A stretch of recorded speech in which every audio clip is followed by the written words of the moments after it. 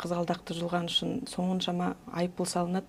Бірақ та осы айыппұл қызғалдақтың өсуі адамның өмірі мен денсаулығы мен тағдырымен бірдей болған ба деген сияқты пікірлер қалдырып жатады. Ондай пікірлер бар.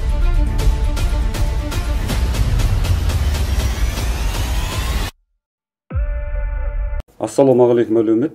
Бүгін өсімдіктер мен жануарлар дүниесін қорғау саласындағы құқық бұзушылықтың алдын алу туралы әңгімелесетін боламыз. Бұл бағытта не істеліп жатыр, қандай нәтижелер бар. Студия қонақтары Қазақстан биоалуан түрлілікті сақтау ассоциациясының аға маманы, жоба координаторы Мадина Тәуекелова ханым және Қазақстан Республикасы Бас прокуратурасы жанындағы құқық қорғау органдары академиясы ведомстволық ғылыми зерттеу институтының аға ғылыми қызметкері, философия докторы, қауымдастырылған профессор Шегебаева Әйгерім Ырысбайқызы. Қош келдіңіздер. Енді бірден тақырыпқа ауысайық. Жалпы қылмыс десе, бәріміздің есімізге, жалпы көпшіліктің ойына бірден жаңағы жемқорлық, немесе кісіге қиянат жасау, зақым келтіру, немесе дүние-мүлікті ұрлап кету деген сияқты дүниелер бірден еске түседі негізінен. Ал енді мынау қоршаған орта саласында жасалған қылмыс туралы көп ойлана бермейміз. Байқап отырсақ, шынында да жануарлар әлемінде де қиянат жасалады екен. Оны құқық қорғау орындары қадағалайды екен. Осы туралы айтсақ, жалпы бұл салаға неліктен осынша көңіл бөлінеді, жалпы осы қоршаған орта саласындағы қылмыстардан келетін залалдың көлемі қандай жалпы? Осыдан бастасақ, өзіңіз бастасаңыз. Зейін мырза, мынау сұрағыңыз өте орынды. Расымен де біз қылмыс жасалды десе, бірден тікелей адамға қауіп төндіретін, сол келтірілген залал көрініп тұрған кезде ғана біз қылмыс болды деп көзге көрінеді. Мысалы, адам өліміне әкеліп соқтыратын мән-жайлар бар, немесе денсаулыққа зиян келтіретін жағдайлар, немесе меншікке қатысты қандай да бір құқық бұзушылықтар жасалып жатса, сол кезде біз осы құқық бұзушылықтарға мән беріп жатамыз. Қылмыс тек осы жерлерде ғана жасалатын сияқты. Осы жерде ғана, көрінеді, солай көрінеді ғой. Бірақ та экологиялық қылмыстық құқық бұзушылықтарында зиян өте үлкен, қоғамға тигізетін. Оның ішінде тек қана құқық бұзушылықтар емес, бұл жерде әкімшілік құқық бұзушылықтар да бар бізде экологиялық. Енді оны жауаптылығы әртүрлі болып келеді.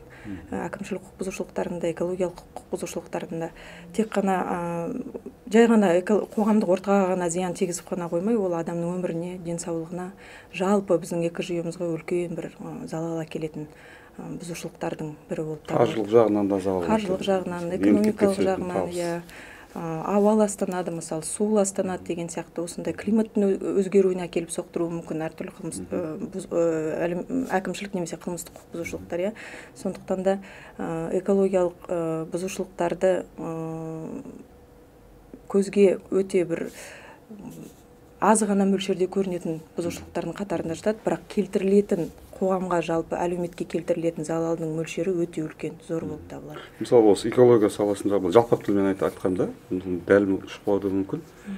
Осы тақырыпқа өзек қылып алып отырмыз ғой. Осы қоршаған орта саласында жасалатын қылмыстар қалай іске асады? Мысалы, қылмыскерлер қандай әрекет жасайды? Жалпы экология саласында қылмыс дегеніміз не нәрсе? Экология саласындағы қылмыстық құқық бұзушылықтар, бұл жерде бізде қылмыстық заңнама бар, қылмыстық кодекс, бүгінгі таңда қолданыстағы. Мысалы, Интерполдың мәліметіне сүйенетін болсақ, экологиялық қылмыс, жалпы қылмыстық құқық бұзушылықтардың өзінде, оның ішінде әкімшілікте қылмыстық құқық бұзушылықтарда заңсыз айналымы бүгінде жабайы жануарлар мен өсімдіктердің заңсыз айналымына кішкене кеңірек тоқталып кетсек дейміз, өте үлкен ғой. Мазмұны өте үлкен. Экологиялық құқық бұзушылықтар немесе экологиялық табиғат саласында жасалатын бұзушылықтар деп айтып жатамыз.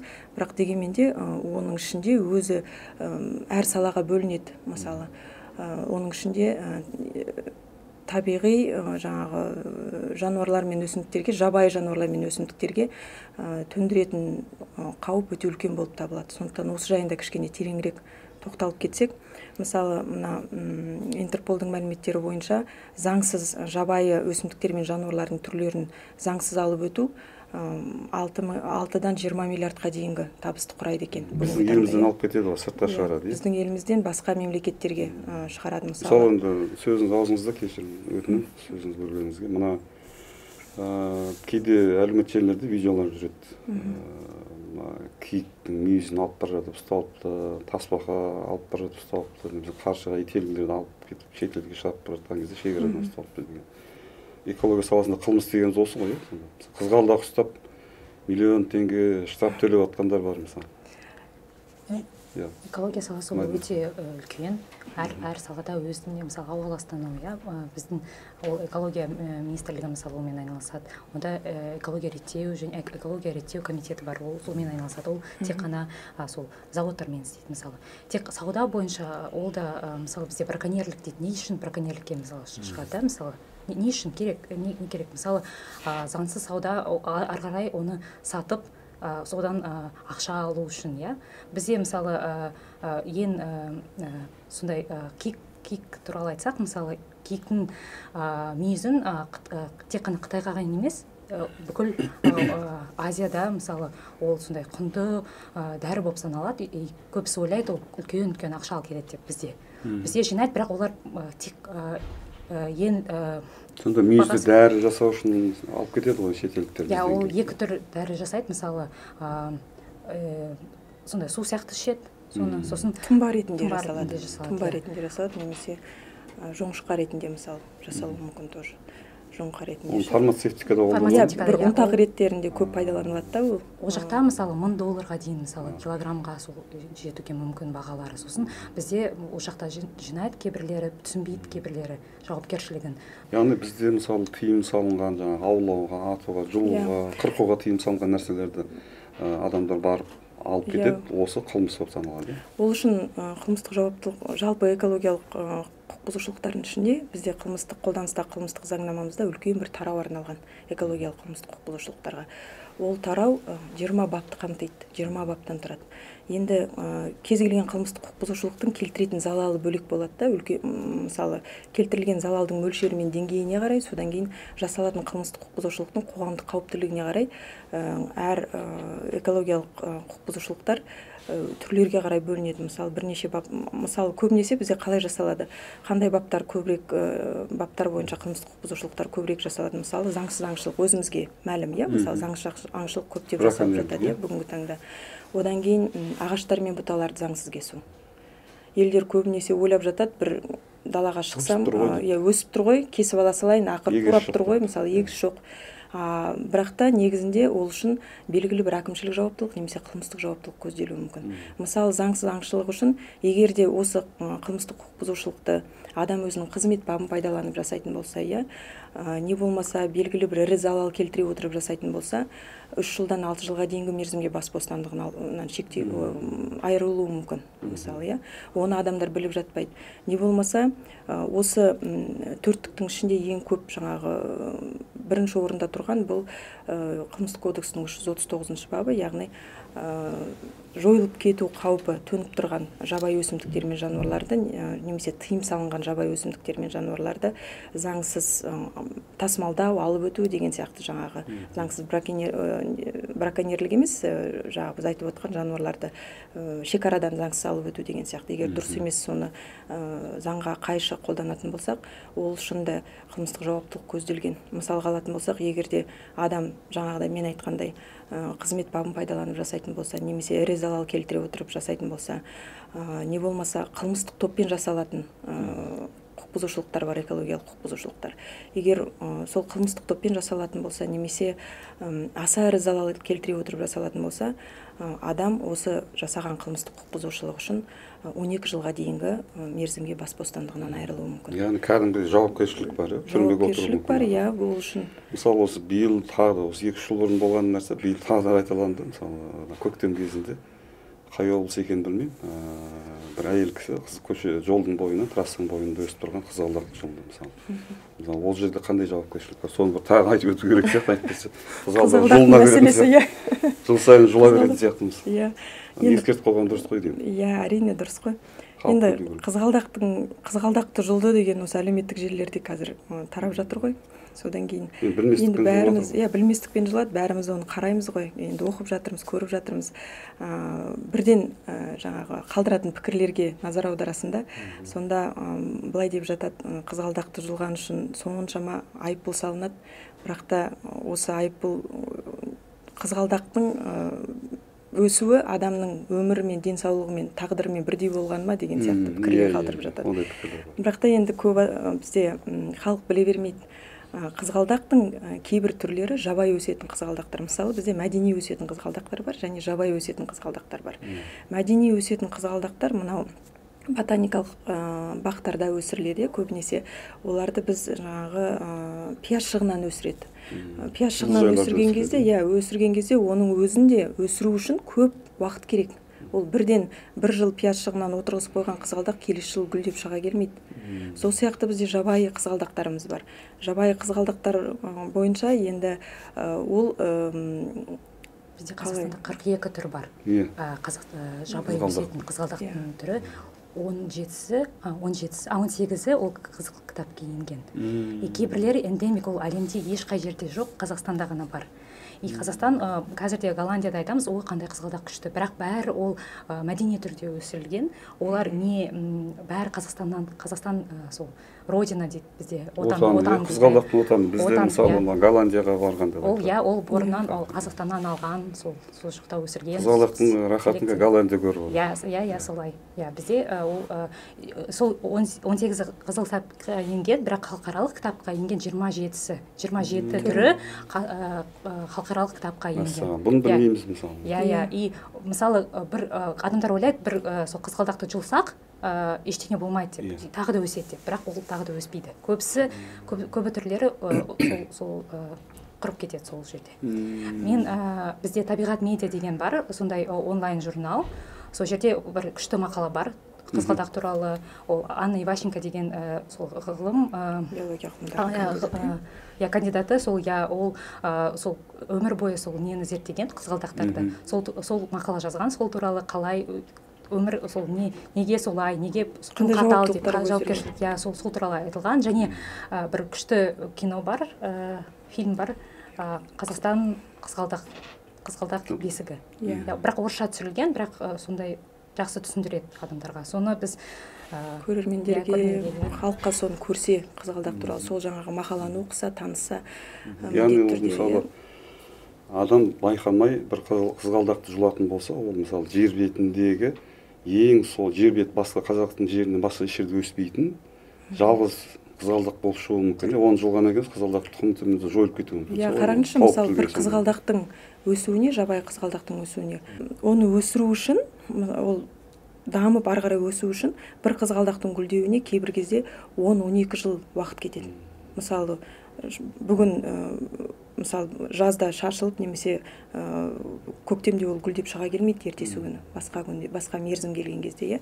Сондықтан қызғалдақтың өсуіне де әлем үлкен жылдар кетеді. Ал егер де сол қызғалдақтарды біз жұлмай ары қарай мысалы көркейтіп, оны дамытып қорғап жүретін болсақ, мына өзіміздің конституциямызда да айтылған ғой, бекітілген 38-ші бабында Қазақстан Республикасының әрбір азаматы жаңағы ұқыпты қарауы тиіс деген сияқты бекітілген.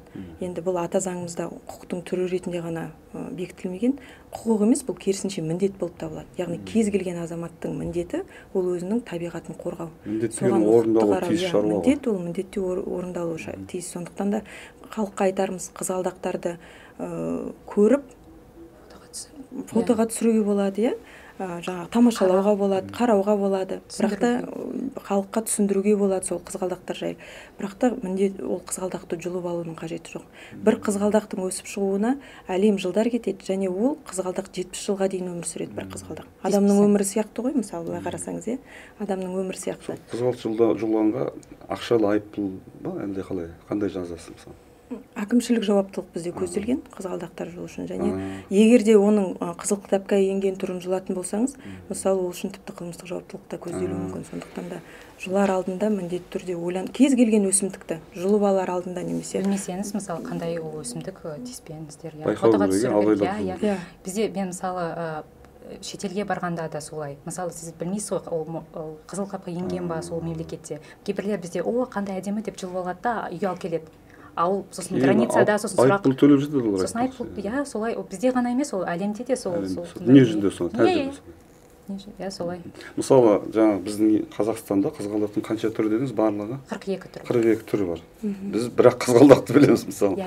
Жалпы осындай мен сұрайын деп жатқаным, осы қызғалдақтың түрлері бар.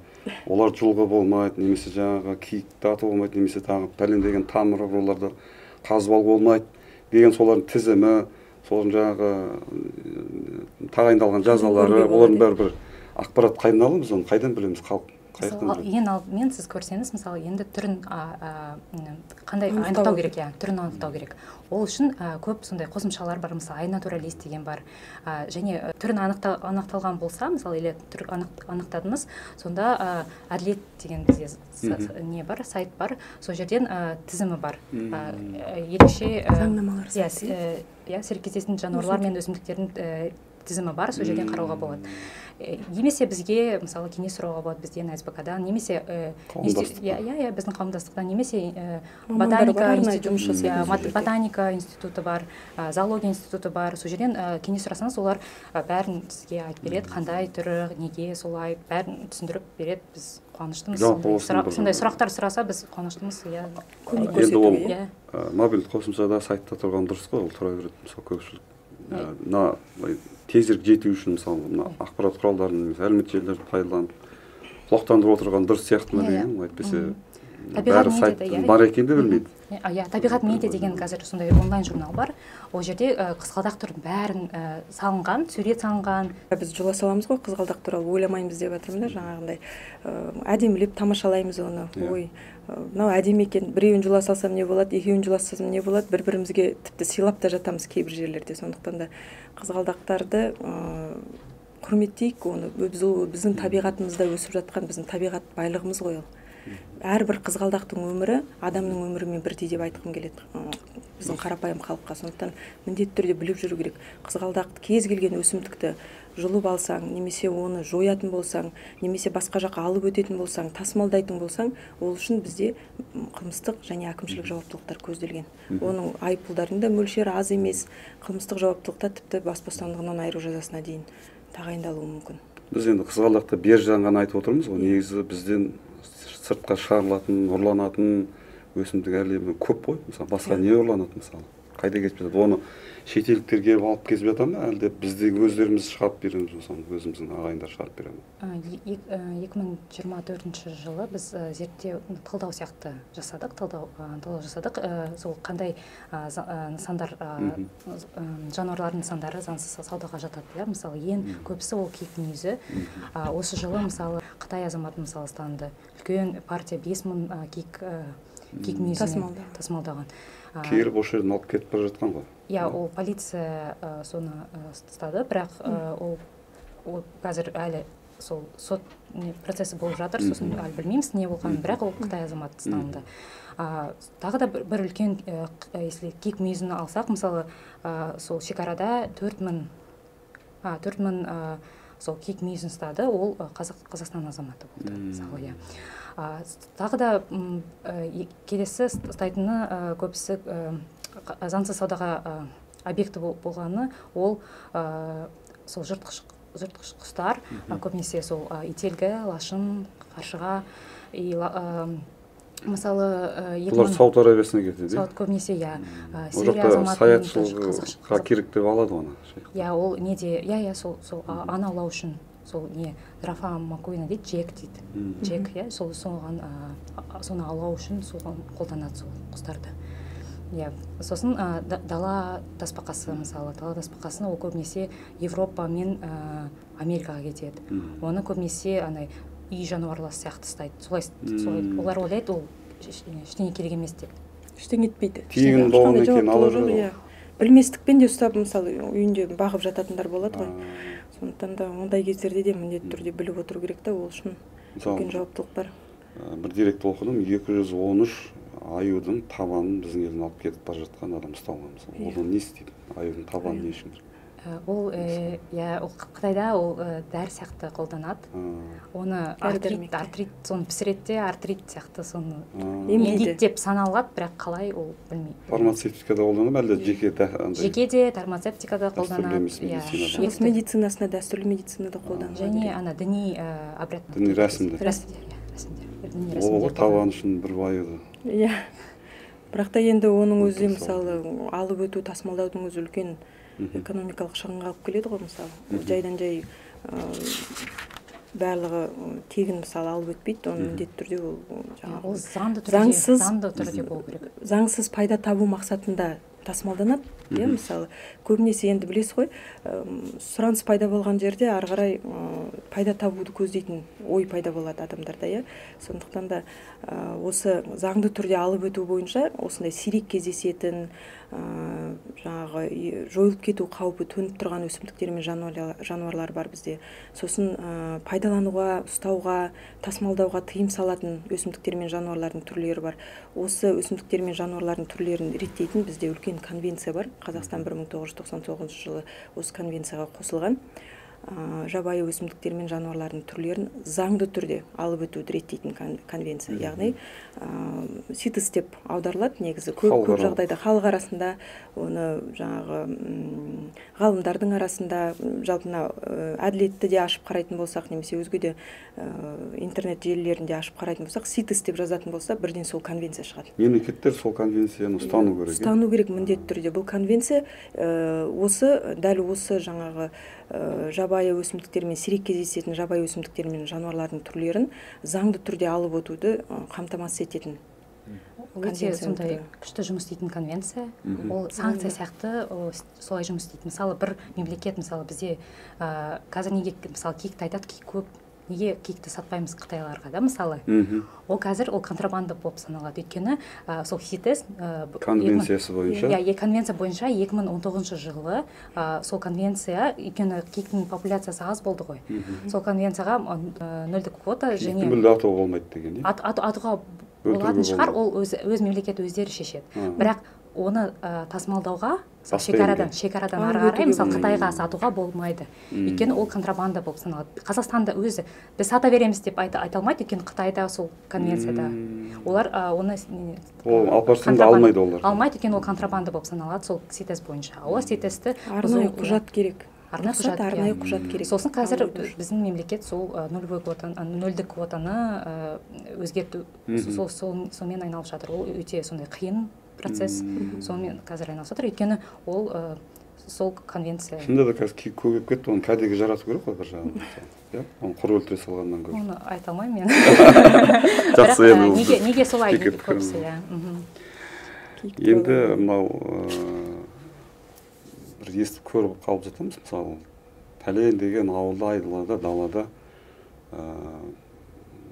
Қытай мемлекетінің 2-3 азаматы жаңағы пәлен деген өсімдіктің бір тамырын қазып алып жатады. Иә, ондай да болып жатады. Бұл жалпы бұл қалай бақыланады, өзі қарайтын адамдар бар ма осындай нәрселерге?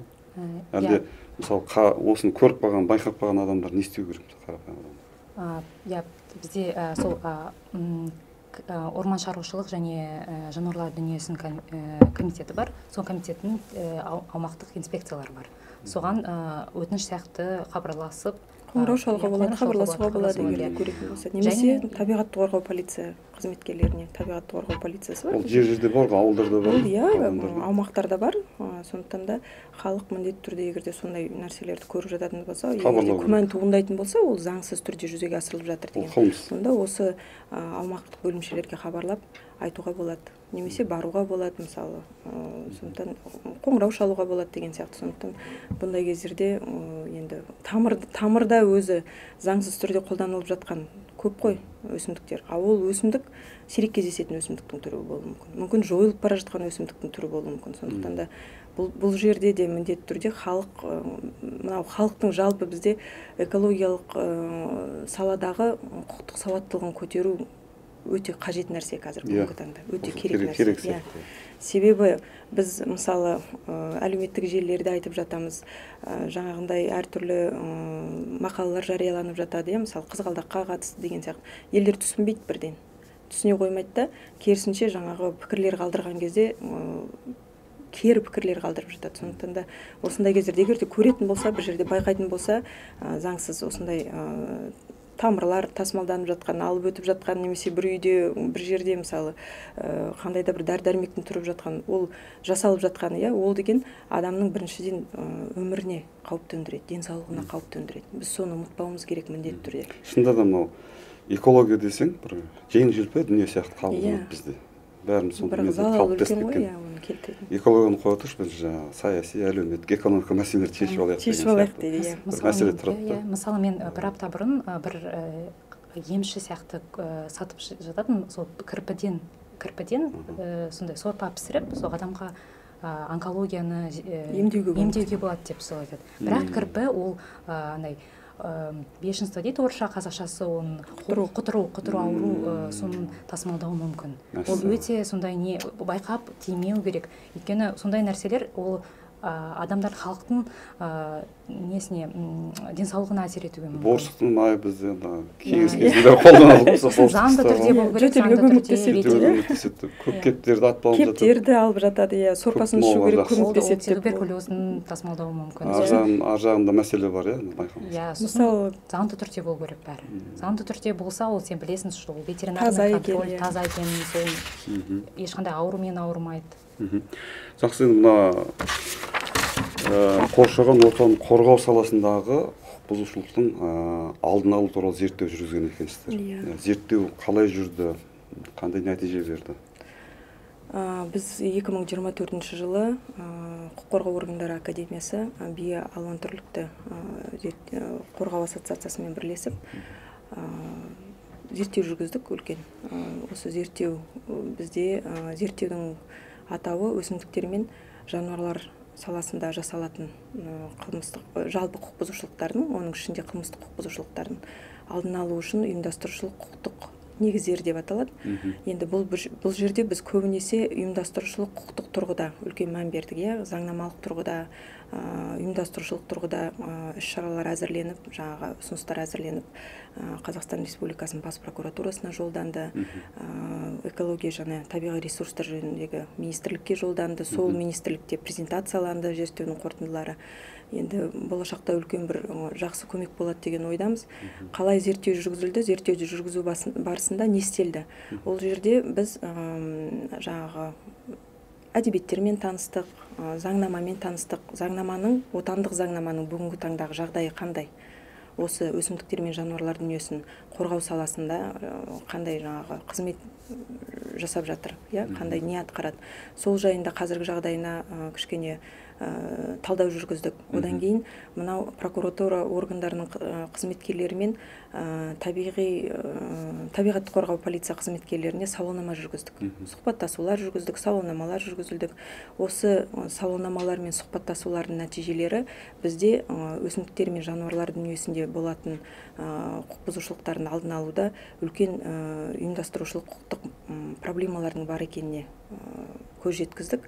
Оның ішінде әсіресе мынау табиғатты қорғау полиция қызметкерлерімен жалпы мынау өсімдікті қорғау саласында қызмет ететін барлық мемлекеттік органдар мен оның ішінде құқық қорғау органдарының қызметкерлері, тікелей осы салада қызмет ететін қызметкерлер 3 жылда бір рет біліктілікті арттыру курстарынан өтіп отыру керек.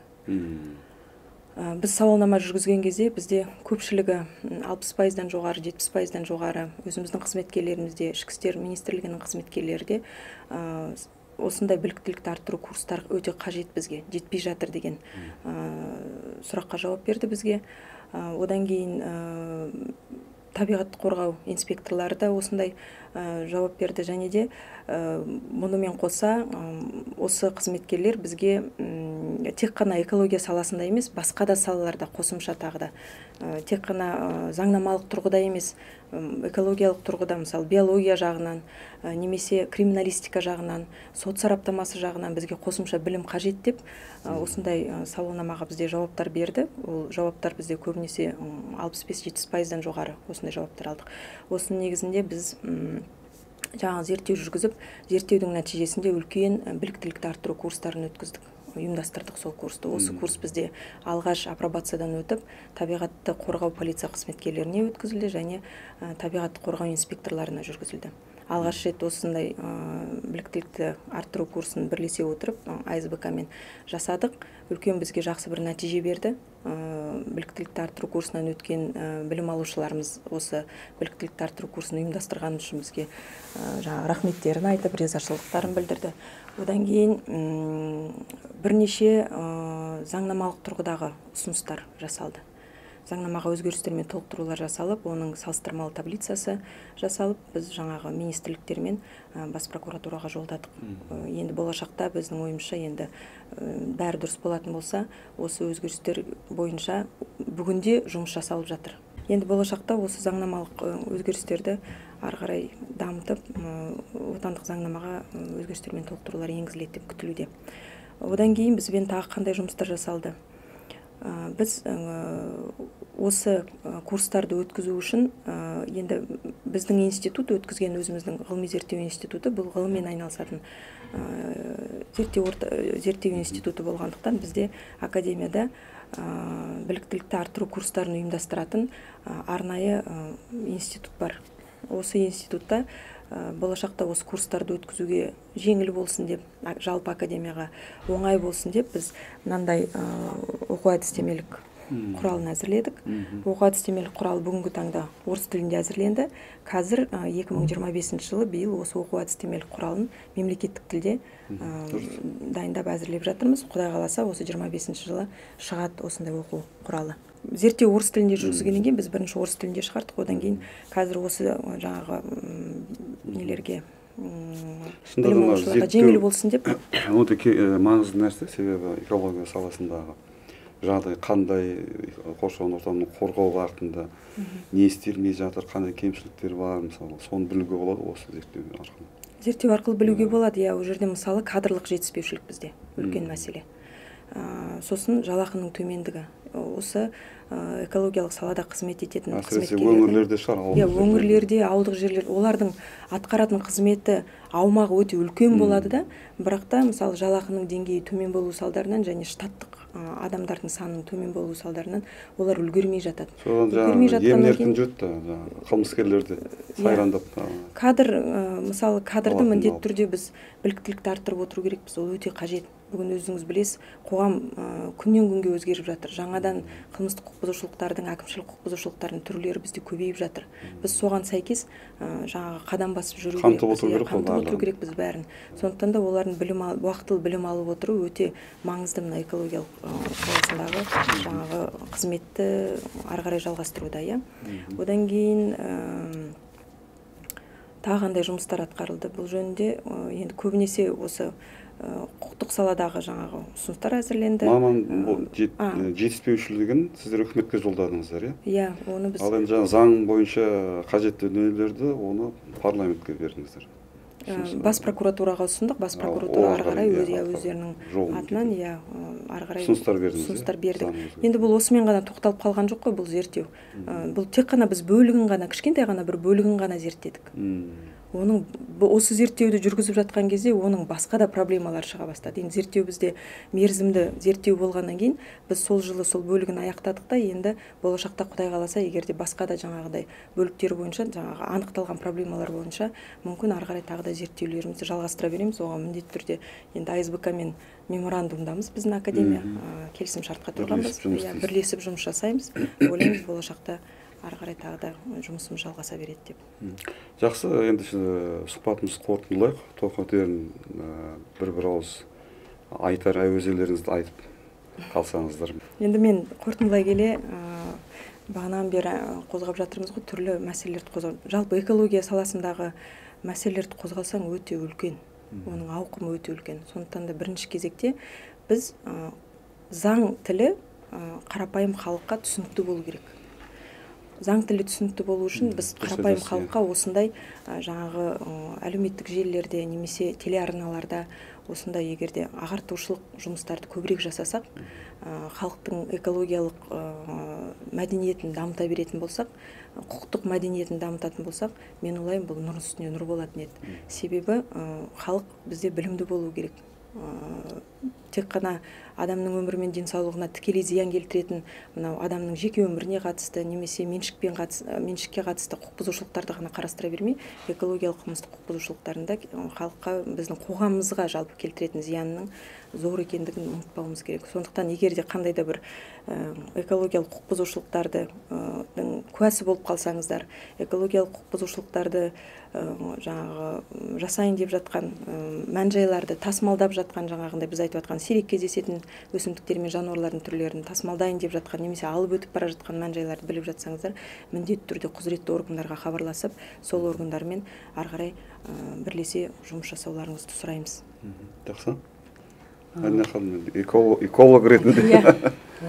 Заңсыз сауда ол сондай үлкен проблема, бірақ өте маңызды. Адамдар қалай өз күнді сондай шаруашылығында күнде қалай табиғатпен мысалы белгісіз нәрселерді қолданбау, мысалы ол тек қана экологияға зиян әсер етпейді, ол мысалы өз денсаулығына әсер етуі мүмкін. Сосын бірдеме сатып алсаңыз, даже сувенир болса да сондай қарау керек, ойлану керек, ол не заңды ма, заң емес па. Далаға барсаңыздар, қарап қызғалдақтарды, мысалы жануарларды көріп, тиіспей, зерттеу, тамашалауға болады. Кітапты көрсетейін деген біз сол адамдарға дала аңдары деген кітап шығарғанбыз осы жылдары. Қандай жануарлар бар десе, көбісі африкалар жануарларды есіне түседі. Қазақстан жануарлары көп.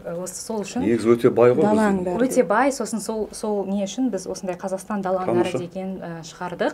Кеше орысшасы шықты, 2 жыл бұрын қазақшасы осымен қараңыз. Бәрі сондай неде жасалған, мысалы мына керқуандар, осындай адамдарға жаңа айтқан мәліметтің бәрі осы жерде бар. Осы кітапта осы дала аңдары деген 2 жыл бұрын шыққан. Кеше орысшасы керек болса, ол кеше шықты. Орысшасы. Міне табиғат медиаға ссылкасы бар, мына жерде бәрі сізге сыйлаймын. Рахмет. Керемет, ол пайдалы дүние шынында. Біз білетінімізді білмейтініміз көп қой. Ол біздің авторство, біздің АСБК шығарған, менің әріптесім. АСБК дегеніміз Қазақстан биоалуан түрлілікті сақтау ассоциациясы. Қоғамдық ұйым осы салада, экология саласында жұмыс істеп жатыр. Мектеп кезінен бастап оқушыларды үйрету керек қой соған. Биоалуан түрлілікті, табиғатты сақтау, зерттеу, сол саласында жұмыс істейміз. Оны бір кәдімгі менталитет сияқты, культ сияқты қалыптастыру керек қой. Кішкентайдан, иә. Әйтпесе біз жаңа айтып отырмыз ғой, экология қойшы, экологиясын істеп қолды бірақ сілтейміз ғой. Бірақ қарасақ, ол салада қылмыстың залалы экономикалық қылмыстан кем емес сияқты. Кем емес, өте үлкен залал. Сондықтан да мектеп кезінен бастап тіпті оқушыларға осындай, егер де құқықтық сауаттылығын арттырып, экология саласында да сабақтар жүргізілетін болса, мен ойлаймын, болашақта ол өзінің еліне жаны ашитын азамат болады. Ал енді мынау кітап қалай алады сіздерден? Балаларға алатын болсаңыз. Ол сатып алуға болады, немесе бізге хабарласуға болады. Әлеуметтік желіден, интернеттен тауып алуға болады. Кейбірлері біз сатамыз, Меломанда да сатамыз осы кітапты, мысалы. Кейбірлері бізден, мысалы мұғалімдерге бізде мектептермен біз көп жұмыс істейміз, көбінесе сол ауыл, дала жерде, мысалы Қостанай облысында, Ақтөбе облысында бізде клубтар бар. Сол клубтармен көбінесе мұғалімдермен жұмыс істейміз, балалармен жұмыс істейміз, сабақ береміз, сол дала аңдары туралы, өзіміз табиғат туралы сондай жұмыс атқарамыз. Жақсы, рахмет. Қауымдастықтың жұмысына да, прокуратура жұмысына да, осы қоршаған ортаны қорғау саласындағы істеріңізге береке берсін дейміз. Табыс тілейміз. Жұмыстарыңыз табысты болсын, жемісті болсын. Ал көрерменге де айтарымыз, қоршаған ортаны тамашалағанда абай болайық. Құқығымызды білейік, табиғат туралы білейік, жер ананы аялайық, өзімізді де, табиғатты да, мемлекетті де келеңсіздіктен сақтап, қорғап, сақтанып жүрейік. Бүгін студиямызда қонақта болған Қазақстан биоалуан түрлілікті сақтау ассоциациясының аға маманы, жоба координаторы Мадина Тәуекелова және Қазақстан Республикасы Бас прокуратурасы жанындағы құқық қорғау органдары академиясы ведомствоаралық ғылыми зерттеу институтының аға ғылыми қызметкері, философия докторы, қауымдастырған профессор Шегебаева Әйгерім Марсбайқызы. Уақыт бөліп келгендеріңізге рахмет. келесі кездескенше аман сау болыңыздар.